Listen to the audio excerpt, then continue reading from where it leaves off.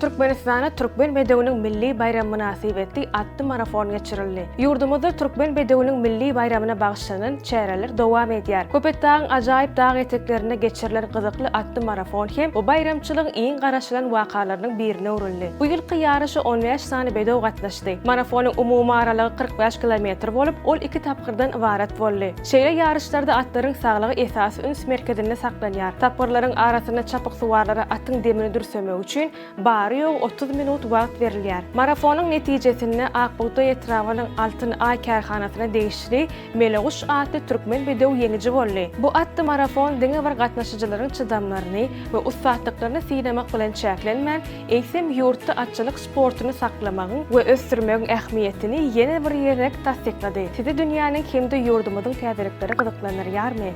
Onu Türkmen portalynyň galyň. Bize agza bolmakly hem unutmaň.